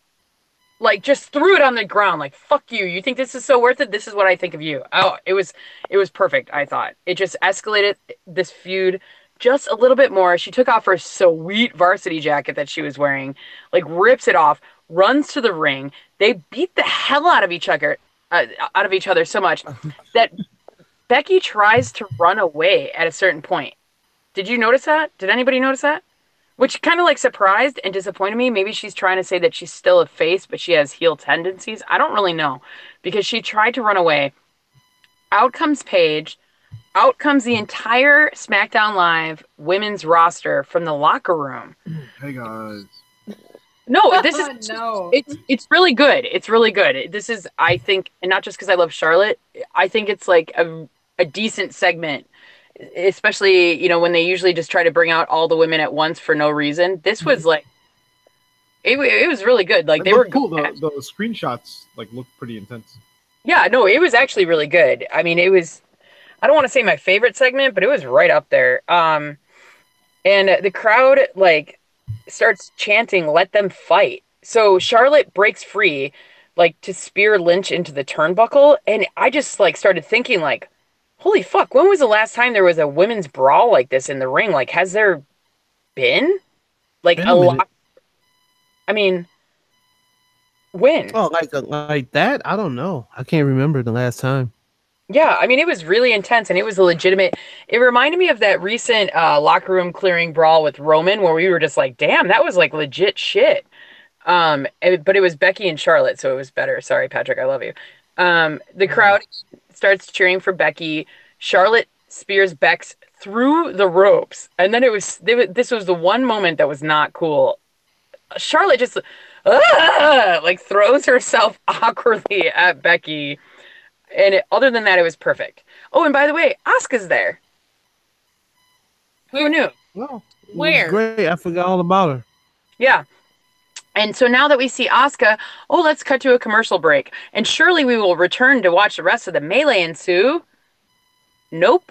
Inexplicably, we go to the next match. Like, what the fuck, dudes? It was such an awesome, intense moment. And it was just like, thank you, SmackDown Live, for SmackDown killing the vibe. Almas E. Vega versus Lana and Rusev. What the fuck? Why did this happen instead of the continuation of that brawl? But it's a good thing if you're a fan of Rusev Day, because this time they were victorious thanks to the assist from Aiden English. Who knew? He's been fucking it up the past couple, almost a month now. Aiden English Guerrero. That's right. So you can't be hating on Aiden, because he actually removed a chair from Sienna Almas Hermanos. And you know what? Did anybody else see Lana's ponytail? It was longer than Ariana Grande's was last night when I worked her show. Hey. Yeah, okay. Sweetener. Get it. I'm loving it. Living and loving. Rusev gets Almas to tap via the accolade, which was like awesome to see. So he won via submission. Aiden backs away towards the back, and he reminds the two victors that he always has their back. So then we cut to Shinsuke Nakamura on a cell phone promo, talking about the Statue of Liberty and all the meanings of the Statue of Liberty, and retaining his championship, reminding us that he is the U.S. champ. And this is my favorite part. Welcomes us to the United States of Nakamerica. I enjoyed it. Yeah, it wasn't that racist, but I like it. Yeah. So wait, then we what wasn't as racist, like Val's delivery or the actual concept? Oh, I wasn't even doing like a racist. I was just saying I was impressed by the Nakamerica. Yeah, no, I wasn't. No, I'm not. No, not you, Val. I'm curious as to Pat's reaction to that, to you saying that? Like I said, wasn't racist. I like it. Knock America. Well, I really like it because I have a special connection to Shinsuke Nakamura and America. If we recall, me, Lady Markinell saying "kick him in the face of America," and then he did. So I was really excited. I was really excited to hear Knock America. I love it. So whose lips got licked next? Whoa! Wendy! It was Wendy. It was Wendy. It was fucking Wendy. This conversation. You know, I was sitting next to Pat, 15, 20 years ago, or however many years ago, when Mickie James was fighting Trish Stratus at that WrestleMania, and she did the V, licking the V, and Vince that pissed off. Man, I remember we were looking at each other. Everyone was looking at each other like, "Oh my god, that was the first neckbeard alert ever." Yeah, that was definitely the first one. Wait, so are you guys technically the neckbeard OGs? No, because we wasn't going crazy. We wasn't like, oh my God, Simon, oh, did you see her? No, we wasn't doing any of that. We were. I think we was hammering at that time. I just wanted to clarify for Val and I. Okay. If you wanted a clarification of the chaos that ensued between Joe and AJ, boy, this was the moment of SmackDown that you got it. They did a nice little recap video package, and Renee is interviewing the Phenomenal One. AJ seems pretty unsettled, takes a while to clear his mind and speak. He lets us know that SummerSlam didn't end how he wanted it to, but he doesn't regret what he did to Joe. All of a sudden, Joe comes out and coquina clutch like a motherfucker. The best part of this, other than the intensity, I love this feud between these two dudes. It's like legit as a blood feud, I feel like. They fucking have so much history together before WWE. But the best part was two little kids screaming, "I love you, Samoa! I love you, Samoa!" Like, it was fucking hilarious. It was amazing. Just watch that alone.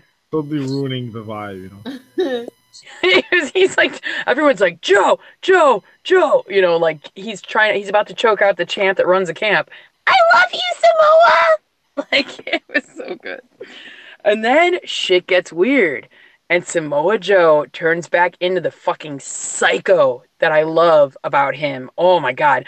And he just goes, "Oh, Wendy!" Like right into the camera. And oh man, I got creeped out. My dog, she got scared. It was good. I loved it. I loved this segment. It was perfect. So backstage we see Paige here being concerned about AJ and talking about making sure that Joe is safe, and and then all of a sudden Carmella shows up and Paige mentions how she looks good, but something looks different. She looks like she lost a bit of weight. She lost about 10 pounds of gold around her waist. So Carmella tells Paige to not title shame her, and out comes R-Truth with another segment and just comedic bliss. I fucking love him. I hope I meet him someday so I can buy him a case of Malort. That's how much I love him. Paige has to explain to him that because, he's fucking great. Just because Becky and Shar got their title opportunities by both pinning Carmella doesn't mean he gets one. So Charlotte versus Mella is for next week.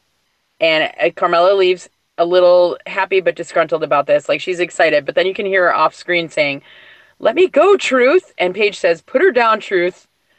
That's what's up from off screen. I just love him. I love everything about him. What I didn't give a shit about was the next match, honestly. The bottom line is Aaron Rowan has an injury. And he's going to be out for a while. That sucks. So New Day, they won.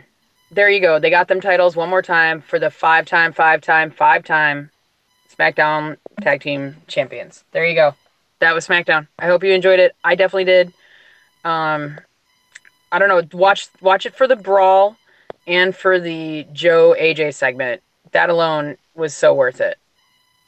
I want to check it out right after I get through smoking tonight. So, yeah, Playboy. Yeah. I guess I'll talk about fucking 205 Live. Lamar Dar defeated fucking TJP. Who cares? Drew Gulak demands a rematch against Cedric Cosby Alexander, which I think he'll probably win.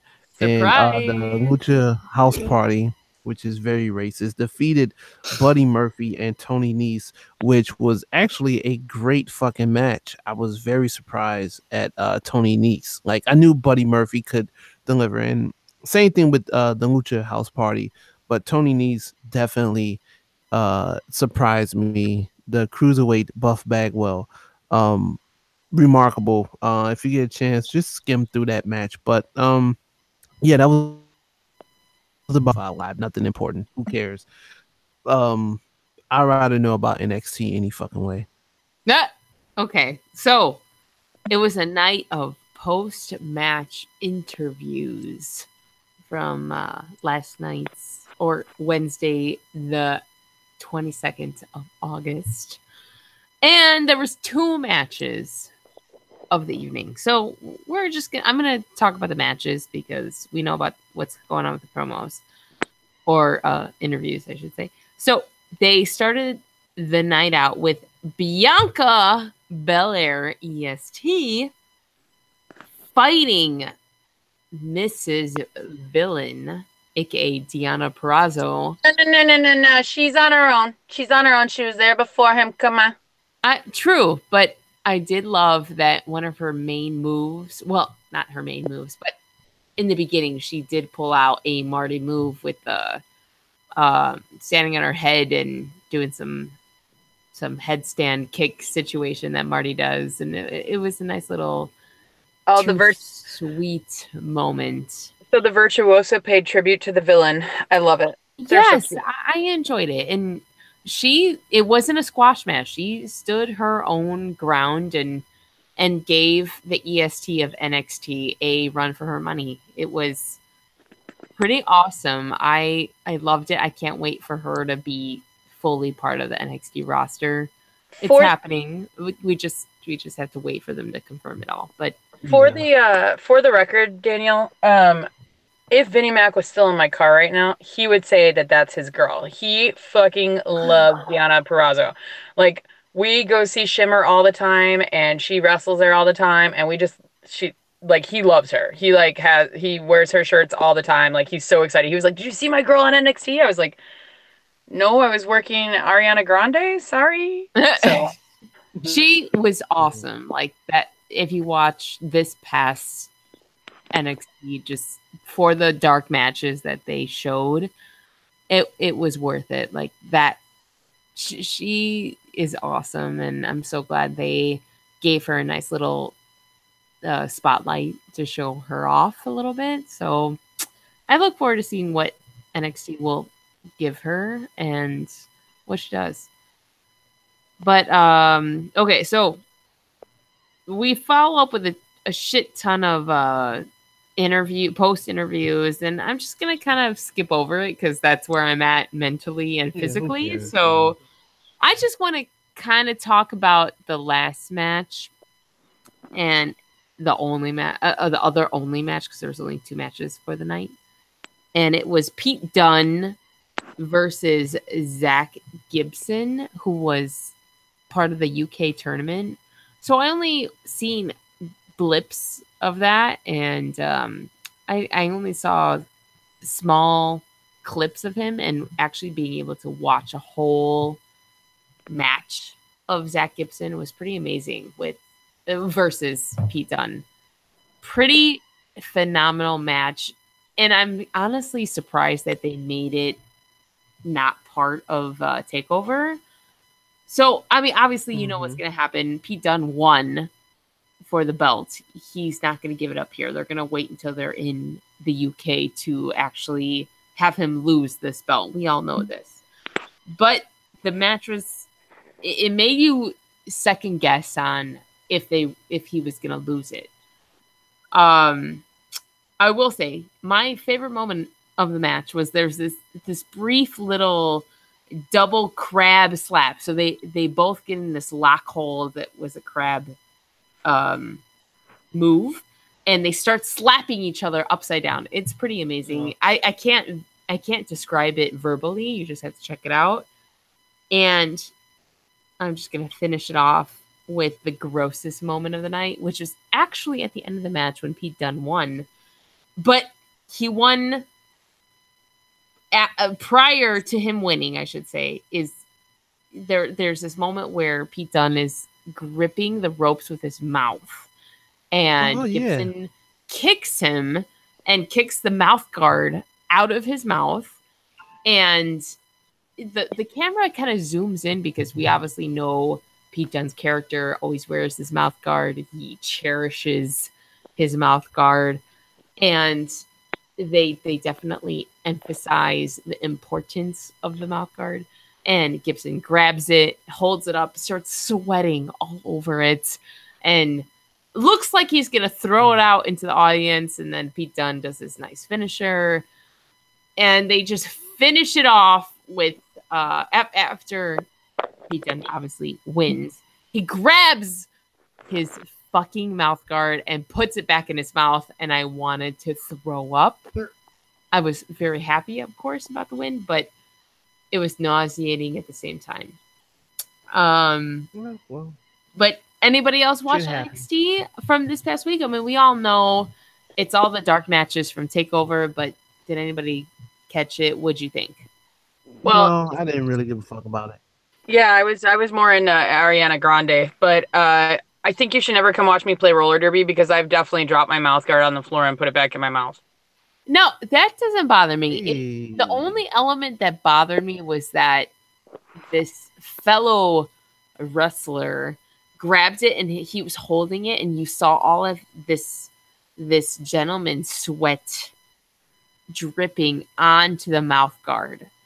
And that, I mean, okay, if it happens, it happens. But if I'm visually watching it happen and then I see Pete Dunne take this mouth guard, shove it into his bloody mouth, I just immediately think of infection and disgusting bacteria and just but good thing WWE has great insurance in those. You're right, but Val, I feel it's context here, like for sure. If I see you get knocked off you're knocked off your skates, your mouth guard goes flying, you take it, you got to protect your teeth. I totally get that. It's more so the concept of somebody holding it, sweating all over your mouth guard, and then you took the same mouth guard and you shoved it back in your mouth. That's when I would be like, hold on, what the fuck did I just see? And that's what I felt when I watched this past episode. But anyways, that was the highlights of this past week's NXT. Again, a lot of post interviews from Takeover. Entertaining. There's a lot to go through, but you know what? It's all going to play out in the next few weeks, so I'm not going to go there. I think we just need to close out the show with talking about All In, because that's in 9 days. I think we have, technically we have one more show before All In. Mm-hmm. So we have a really awesome show tomorrow night here in Chicago. Yes. Val, how about before we talk about All In and that shenanigans, why don't you talk about the Chicago scene? Well, if you want to get primed and ready for the awesomeness of All In, I highly, highly, highly suggest that you go to the Loco Square Auditorium. Yes, that's the Logan Square Auditorium tomorrow night, because you will see the one and only Gringo Loco taking on Robert Anthony. This is a match that has been brewing for months now, and I had to cut some promos with Robert Anthony. That dude is intense, man. It is a taser on a pole match. So all I can say is shit's gonna get weird, and I really don't want to interview anybody after they get tasered. I really don't want to do that. But there is also the freelance championship, tag team championship belt is on the line. The current reigning champs, the Workhorsemen, will be taking on the challengers, the Gymnasty Boys. Now, recent, they gave it up to the Workhorsemen. 4-Star Heroes were our prior tag team champs. They're going to be taking on the Beauty and the Beast for a number one contenders match. So there's a lot of good matches on the card tomorrow. Oh, geez. I'd be remiss if I didn't mention the first ever 2-time champion of freelance wrestling, Isaias Velasquez, who is like the heart and the soul of freelance wrestling, not Mustafa Ali and Cedric Alexander. Sorry, guys. Going to be taking on prior champ GPA, who has some serious Chicago heat. It's going to be a good match tomorrow night as well. The entire card is full of awesome, is the best I can say about it. I know that Eric Cannon is on the bill as well. And also Saturday, Freelance Wrestling, excuse me, has another show as we are part of the 350 Fest number 4 at the Tinley Park Convention Center. Not only is it wrestling, not only is there beer, but the Descendants, Less Than Jake, Mest, Sincere Engineer, and Burn Rebuild are all playing. A Wilhelm Scream is playing. I mean, it's like a sick-ass show, but wrestling is also happening. And there's actually a tattoo shop there. Like, it's going to be insane. There's a hot wing challenge. It's all courtesy of 350 Brewing Company. I'm super, super excited about it. Yeah, it's going to be a really good time. So all this weekend, you could find out all the information. It's going to be in Tinley Park. Doors are at 3:50 p.m. There's going to be a lot of wrestling going on. Bands all night. And, of course, tomorrow night at Logan Square Auditorium. You can find out all this and more. And if you see me there, definitely say hello at Freelance Res. That's FreelanceWres. Freelance Res is the Twitter handle you should be following. Just don't be weird. Just don't be weird. I mean, That's if you want to get weird, there's certain ways to get weird that won't be super weird. How about that? Okay. All right. Freelancewrestling.com is our website, and I'm super excited for this weekend. I have missed freelance so much because I was on the road, and I'm really looking forward to seeing people. I hope my homegirl Alexis is there for Alex, excuse me, is going to be there front row. Hopefully I'll see her and the rest of the crew. I know all the Wrestling Talk and Randomness guys are going to be there. Pack, of course, will be there. Just the usual suspects, the freelance fam. Darren Corbin is in the house. Oh, I'm just so excited about the whole card. Kenny Sutra's taking on Eric Cannon. It's going to be good. But hopefully I'll see you guys tomorrow night. But let's talk about All In now. We got 8 minutes till I turn into a pumpkin and I have to go sing karaoke. But well, Danielle stepped away, but for a split sec, there she is. All right, Danielle, you have 7 minutes to discuss what you want to discuss for All In. It's gonna be a good fucking show. That's all we need to discuss. That's true. It. No, okay. It'll be a good fucking show. Technically, again, we have one more show before All In, but great.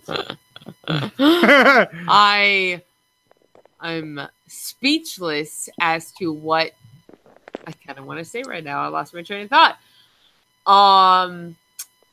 I'm just excited, and I can't wait for all of us to be together and bond. And Val has to work. Well, that will be on the 1st, but all in is a whole weekend. It's an extravaganza. We're gonna celebrate at least with you, Val, on Friday and Sunday, or Friday or Sunday. It's gonna be one of those days. We're going to be able to be with you and be a full podcast together. Well, in all fairness, the 30th and 31st, there's AAW shows that I will definitely be attending. And the 2nd is Warrior Wrestling, which I'm also planning on attending since Pearl Jam did not get rained out and had to be rescheduled to that day. I am so thankful. But I will be stuck working at Wrigley. Luke Bryant and other country jagoffs will be playing at my favorite job of all time. So I'm missing All In. But I will likely meet up with you guys during the day before I have to go deal with country jagoffs. And all right, well, shit, it's gonna be awesome. We definitely are gonna make a big thing about it. I don't know how we will, but it'll be out there for the masses to obviously be a part of this big indie moment with us, along with our fellow podcasters and just the community. We are excited and can't wait. You know, it's gonna be fun. It's gonna be a good time. But yeah, very. I'm sorry. The weed is kicking my ass right now. The alcohol has hit its peak, hence why I'm jumbling my words. Like literally, like I'm staring into my microphone so hard I almost went cross-eyed. Like I'm completely baked. Patrick.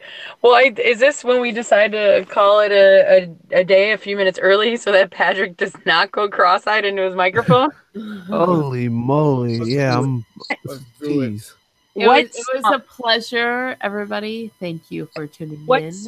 Would you guys? Did Patrick sign off? Yep. Wow, What were you gonna ask? I'm gonna kick his ass for all of us and the fans. I'm gonna slap him silly, okay? But what karaoke song should I do? And obviously, don't fucking say Journey because I'd rather flip my car right now than sing a Journey song. But I gotta go do karaoke right now at this American Legion Hall. I got some karaoke dreams I gotta explore. Well, the popular thing nowadays is Africa by Toto. It has a big resurgence. Yeah, my least favorite Mark. That's like a song that we not doing that. Nope. Redacted. Nope. Redacted. I'm gonna say, and just because I'm thinking of the Elite and All In and BTE and all that jazz, is Carly Rae Jepsen. What the fuck is that song? Call Me Maybe. Call Me Maybe. Yes, do that one. Oh man, that's gonna be rough. I'll try. I'll do my best. But hey, I just met you, and this is crazy. So here's my number. And so call me baby. Girl, yeah. I will be up. I love karaoke. And chase me. Yeah. Yeah. Okay. I'll go do it. That helped me. That helped me. I mean, we are Lynch's lip-licking ladies. Yes. Yes. All right, call me maybe. It's happening. Bye. Ring. Okay, bye.